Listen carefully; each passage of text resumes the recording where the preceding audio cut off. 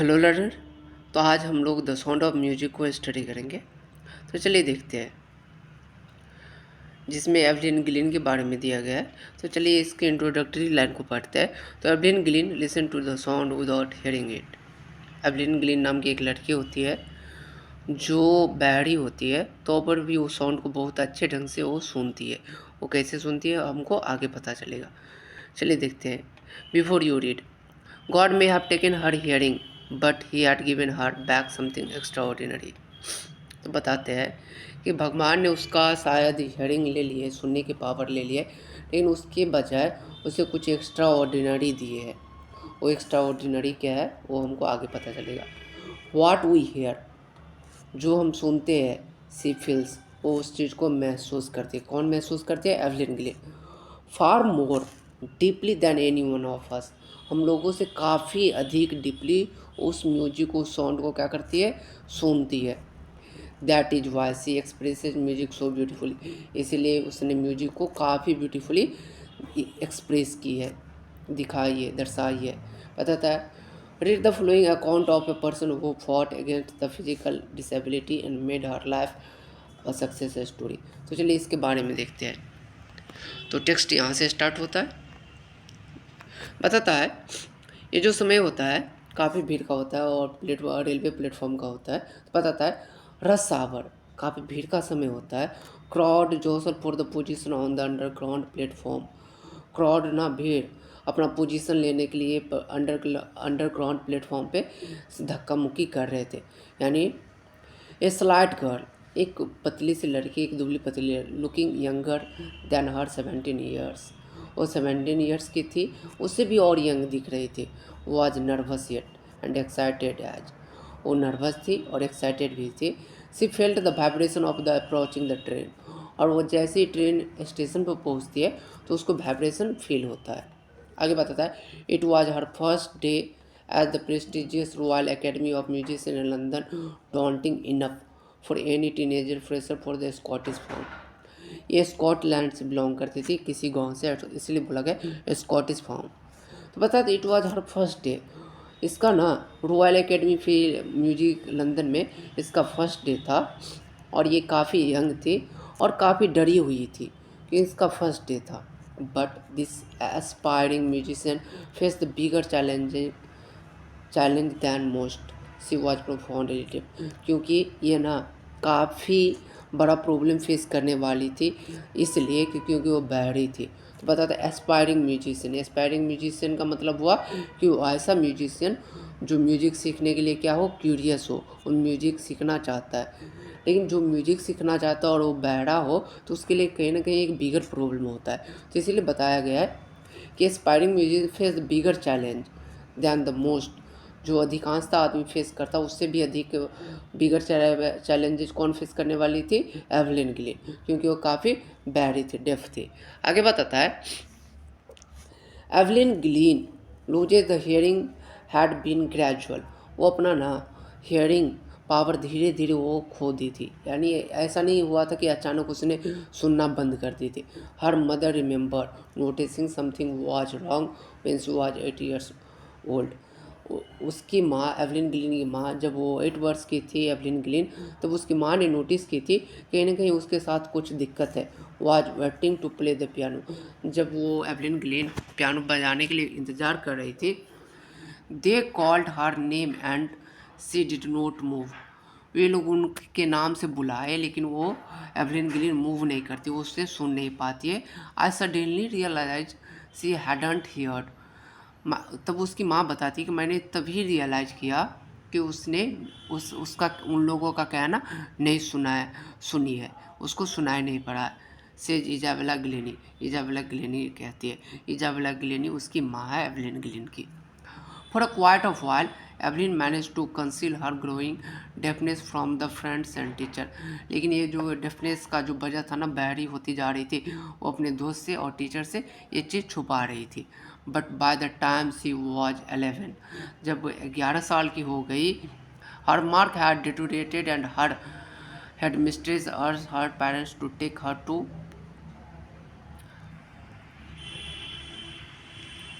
Specialist.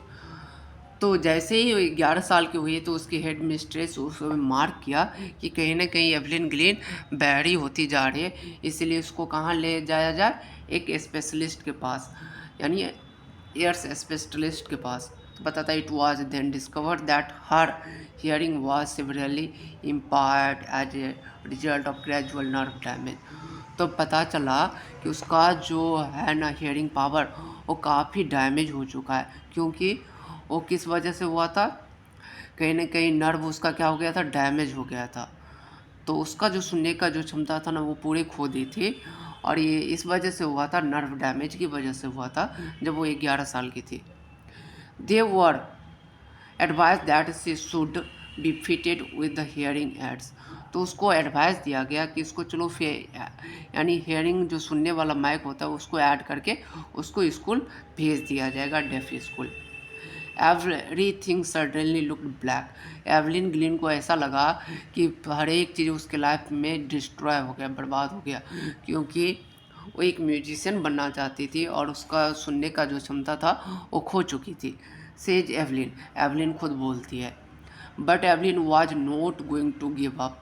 लेकिन Evelyn हार मानने वाली में से लड़की में से नहीं थी, वो हार नहीं मानती है यहाँ पे। She was determined to lead the normal life and to pursue her interest in music. वो चाहती है कि हम अपना लाइफ नॉर्मल लाइफ जिए और अपने म्यूजिक को, अपना जो उसका इंटरेस्ट और फील्ड है म्यूजिक का, उसको परस्यू करे, उसमें वो आगे बढ़े।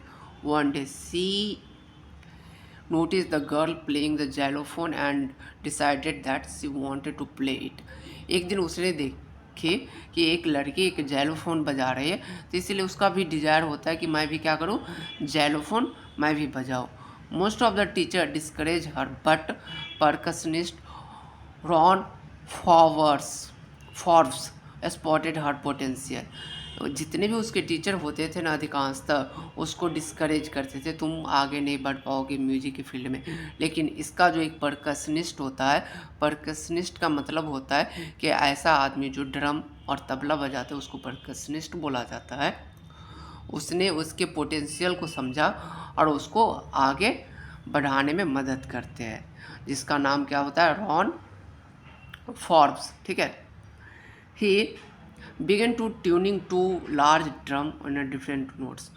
वो क्या करते हैं, ड्रम को दो नोट्स पे बजाते हैं। दो नोट्स का मतलब हुआ एक बार कस के मारना जिससे हाई पिच ऑफ वॉल्यूम निकलेगा, एक लो पिच ऑफ वॉल्यूम जिससे थोड़ा देर से उस पर चोट करना। तो बताता है don't listen through your ears. Ron Forbes बोलता है कि अपने कान से मत सुना करो। ही शुड से, वह ही वुड से, वो उसे कहते हैं try to sense it some other way. इसको अदर वे से सेंस करने का कोशिश करो, फील करने का कोशिश करो, says Evelyn. Suddenly I realized I could feel the higher drum from the waist up। और तुरंत ही उसको एक चीज़ रियलाइज होता है कि वो उस साउंड को क्या कर रही है, सुन पा रही। जो हायर ड्रम का जो साउंड है ना वो वेस्ट के हाई अप से सुनती है, और जो लोअर है फ्रॉम द वेस्ट डाउन वो वेस्ट के नीचे पार्ट से वो सुन पाती है।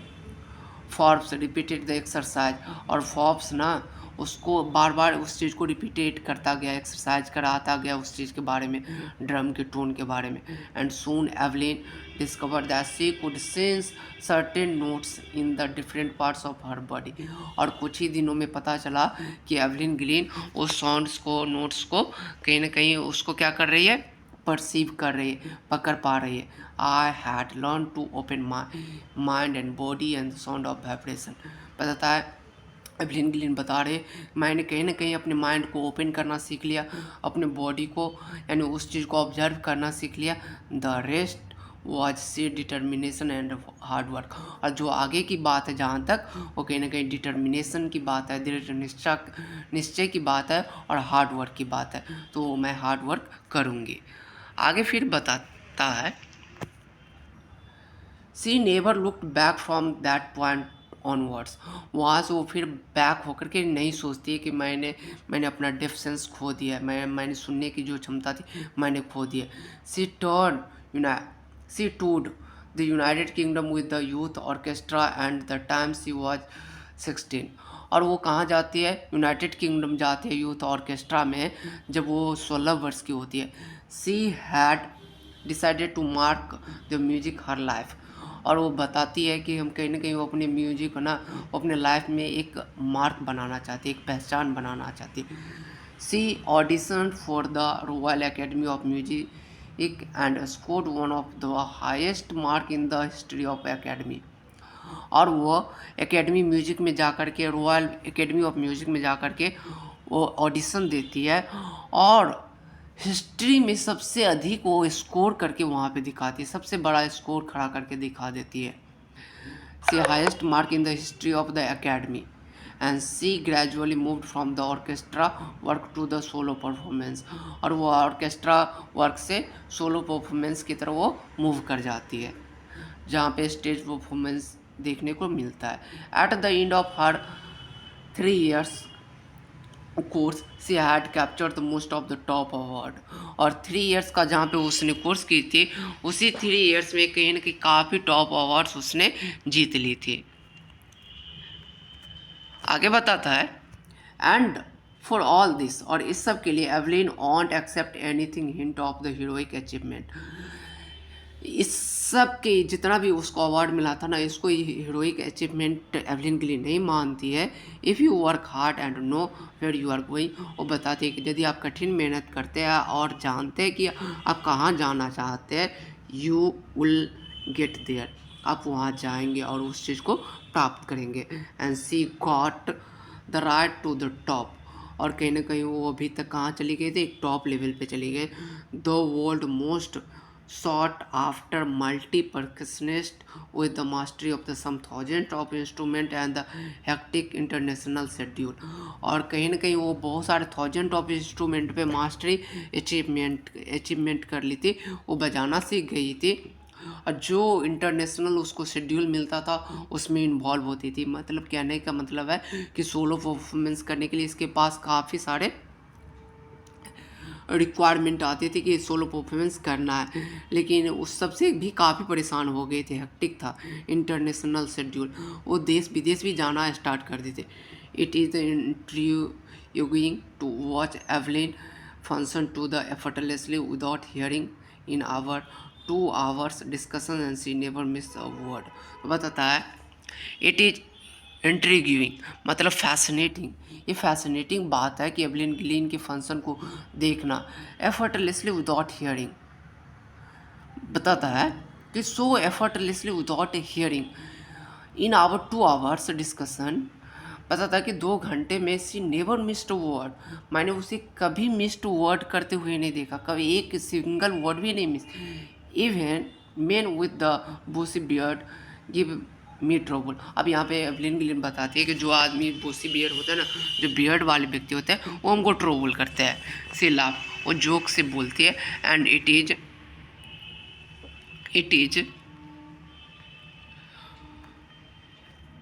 Is not just watching the lips, ऐसा नहीं कि मैं उसके लिप्स को ही देखता हूँ कि वो बोलना चाहता है क्या, कहना क्या चाहता है। इट इज़ होल फेस, मैं उसके होल फेस को ऑब्जर्व करता हूँ, स्पेशली द आइज, उसके आइज को specially. She speaks flawlessly with the Scottish lilt, flawlessly मतलब विदाउट एनी फॉल्ट, ठीक है। स्कॉटिश डायलेक्ट वो बिना फॉल्ट के बोलती थी, तो बताती इतना बिना फॉल्ट की वो स्कॉटिश डायलेक्ट बोल कैसे पाती थी। My speech is clear because I could hear till I was 11, वो बताती है कि जब मैं 11 साल की थी तब तक मैं स्कॉटिश डायलेक्ट को सुनती थी, इसीलिए मैं अच्छे ढंग से उसे बोल पाती हूँ। सी सेज, लेकिन वो बताती है but that does not explain how she managed to learn French and master basic Japanese, लेकिन वो बताती कि उसने फ्रेंच और जापानीज कैसे सीखी, तो कहीं ना कहीं इस पे जो मास्टरी करना वो कैसे सीखे, जबकि वो बहरी थे और उसका कोई कनेक्शन नहीं रहा था फ्रेंच और जापानीज लैंग्वेज से। एज फॉर द म्यूजिक, जहाँ तक म्यूजिक की बात है, she explain it powers in the through the every parts of my body, तो बताता है कि कहीं ना कहीं जो म्यूजिक निकलता है मेरी बॉडी के प्रत्येक पार्ट से निकलता है। It tingles in the skin my cheek bones and even my hair, बताता है ये जो है ना कहीं क्या करता है, टिंगल्स होते हैं, मेरे स्किन में चुभता है, एंड माई चिक बोन्स, मेरे चिक बोन्स में, इवन माई हेयर्स, मेरे हेयर्स के थ्रू भी। When she plays the xylophone she can sense the sound passing up the stick into her fingerprint. तो जब ये जाइलोफोन बजाता है तो उसको ऐसा लगता है कि उसका जो जाइलोफोन का जो साउंड है ना, उसके फिंगरप्रिंट के थ्रू उसके बॉडी में इंटर कर रहा है। By learning against the drum, she can feel the resonances and flowing into her body। ऐसा लगता है जब ड्रम बजता है उसका जो रेजोनेंस है ना, उसकी जो आवाज़ है ना, उसके बॉडी में क्या हो रहा है, फ्लो हो रहा है, बह रहा है, यानी उसको काफ़ी सुनाई पड़ रहा है। बताता है on a wooden platform she removed her shoes. और वुडन प्लेटफॉर्म पे जहाँ पे मंच होती है वो अपनी मंच से क्या करती है, अपने शू को हटा देती है। That vibration passes through her bare feet and up her legs, जिससे वाइब्रेशन उसके बेयर फीट, नंगे पैर के थ्रू उसके बॉडी में क्या करे, प्रवेश करे।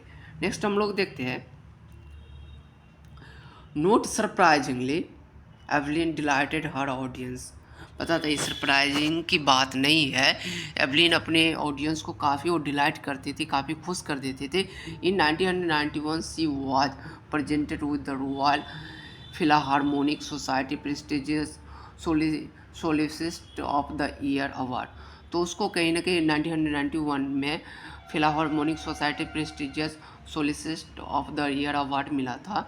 Says master of percussionist James Blades जैसे बताते हैं, God may have taken her hearing but she has given her back something extra ordinary.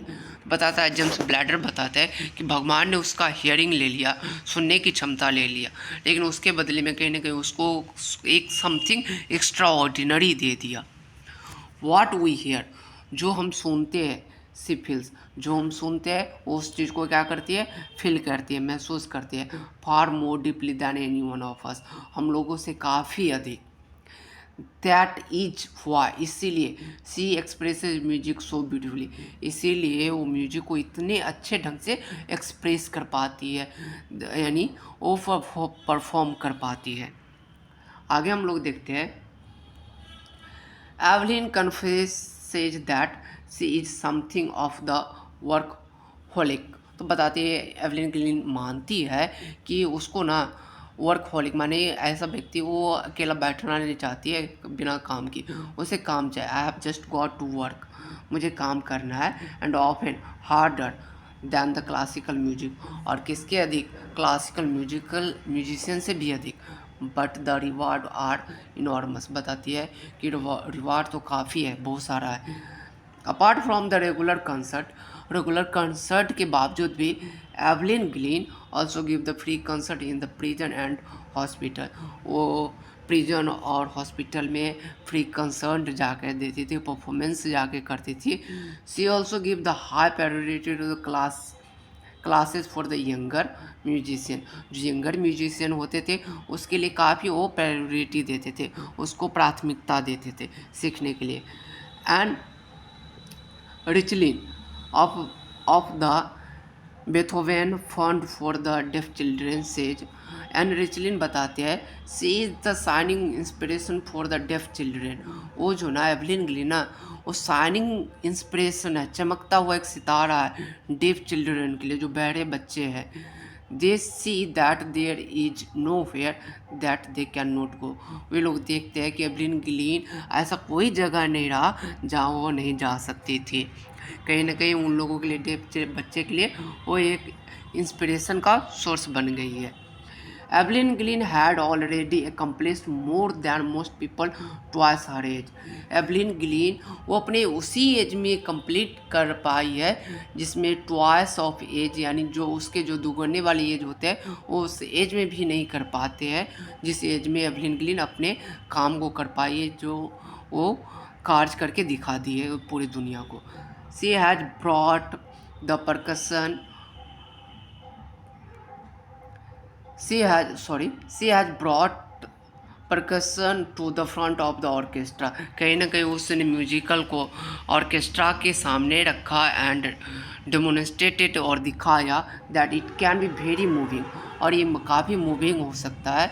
She has given the inspiration to the those who are handicapped. जो आदमी handicapped है उसके लिए कहीं ना कहीं वो एक इंस्पिरेशन का सोर्स रहा।